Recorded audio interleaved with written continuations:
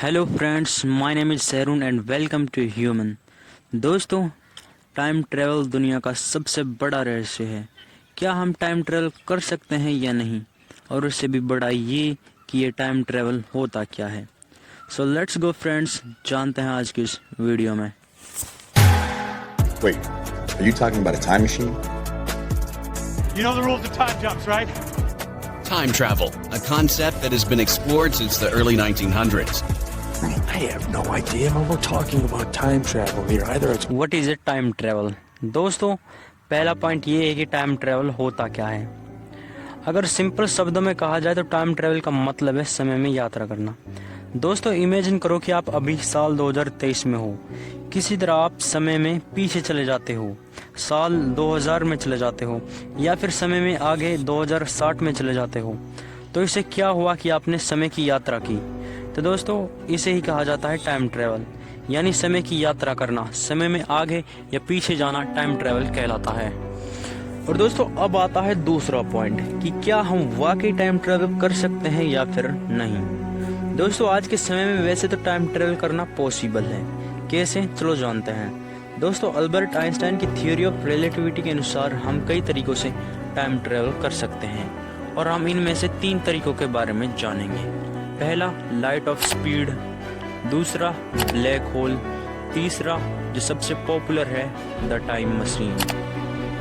पहला, अगर हम लाइट की स्पीड से ट्रैवल करते हैं तो हम आसानी से टाइम ट्रैवल कर सकते हैं। हम जितनी फास्ट स्पीड से ट्रैवल करेंगे, टाइम हमारे लिए उतना ही स्लो हो जाएगा। मान लो अगर हमने पृथ्वी के बाहर लाइट की स्पीड से 24 घंटा यात्रा की, जब हम 24 घंटे बाद वापस पृथ्वी पर आएंगे तो तब तक पृथ्वी पर 193 ईयर्स यानी 193 साल बीत चुके होंगे, और इस तरह हम 193 साल आगे फ्यूचर में होंगे। तो इस तरह भी हम लाइट की स्पीड से टाइम ट्रैवल कर सकते हैं। पर दोस्तों, यहाँ पर एक प्रॉब्लम है। दोस्तों, हम लाइट की स्पीड से यात्रा नहीं कर सकते, क्योंकि हमारे पास ऐसा कोई विमान नहीं है जो हमें लाइट की स्पीड से ट्रैवल करा सके। बल्कि दुनिया का सबसे तेज़ विमान की स्पीड ही 7200 किलोमीटर पर आवर है, जिसका नाम नॉर्थ अमेरिकन X-15 है, जो 1 घंटे में 7200 किलोमीटर की डिस्टेंस तय करता है। वहीं अगर बात की जाए लाइट की स्पीड की, तो लाइट सिर्फ 1 सेकंड में 3 लाख किलोमीटर की डिस्टेंस तय करती है।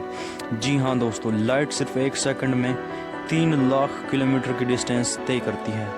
अगर हमारे पास लाइट की स्पीड होगी तो हम आसानी से टाइम ट्रैवल कर सकते हैं। अगर हमारे पास लाइट की स्पीड नहीं होगी तो हम टाइम ट्रैवल नहीं कर पाएंगे। और दोस्तों, अब आते हैं दूसरे टॉपिक, ब्लैक होल पर। ब्लैक होल यूनिवर्स का सबसे हैवीएस्ट ऑब्जेक्ट है। दोस्तों, ब्लैक होल का ग्रेविटेशनल फोर्स बहुत ही अधिक होता है। ग्रेविटेशनल फोर्स गुरुत्वाकर्षण बल को कहते हैं। अब दोस्तों, आप में से कुछ लोग कंफ्यूज होंगे, ये गुरुत्वाकर्षण बल क्या है। दोस्तों, आपको बता दें कि जब हम किसी चीज़ को ऊपर फेंकते हैं तो क्या होता है कि एक निश्चित ऊंचाई तक जाने के बाद वो चीज़ वापस नीचे गिरने लगती है। तो क्या होता है कि उसको पृथ्वी अपनी ओर खींचती है। दरअसल उसे पृथ्वी नहीं खींचती, उसे पृथ्वी का गुरुत्वाकर्षण बल अपनी ओर खींचता है। गुरुत्वाकर्षण बल को ही इंग्लिश में ग्रेविटेशनल फोर्स बोलते हैं।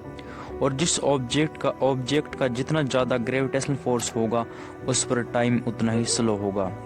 और ब्लैक होल का ग्रेविटेशनल फोर्स बहुत ही अधिक होता है, जिस वजह से हम अगर ब्लैक होल पर 1 घंटा बिताएंगे तो तब तक पृथ्वी पर 10 करोड़ साल बीत चुके होंगे। और जब हम ब्लैक होल से 1 घंटे बाद वापस पृथ्वी पर आएंगे तो तब हम 10 करोड़ साल आगे फ्यूचर में होंगे। तो इस तरह भी हम टाइम ट्रैवल कर सकते हैं। और अब आते हैं अपने तीसरे टॉपिक, टाइम मशीन पर। दोस्तों, ये एक बहुत ही बड़ी पॉपुलर थ्योरी है जिस पर कई फिल्में भी बनी हैं, जिनमें टाइम मशीन और टाइम ट्रैवल के बारे में बताया गया है। अगर दोस्तों इंसान टाइम मशीन बना भी लेता है तो ये पूरी दुनिया के लिए सबसे बड़ी खोज होगी, क्योंकि टाइम मशीन किसी भी समय में जाया जा सकता है। टाइम मशीन से फ्यूचर और पास्ट दोनों में जाया जा सकता है। लेकिन आज के समय में टाइम मशीन बना पाना इंसानों के लिए इम्पॉसिबल है। लेकिन दोस्तों, अब नहीं तो शायद कोई फ्यूचर में टाइम मशीन का इन्वेंशन कर सके। पर आपको क्या लगता है कि आगे कोई टाइम मशीन का आविष्कार कर पाएगा या नहीं? हमें कमेंट में अपनी राय ज़रूर दें। तो मिलता है आपको एक नए वीडियो में।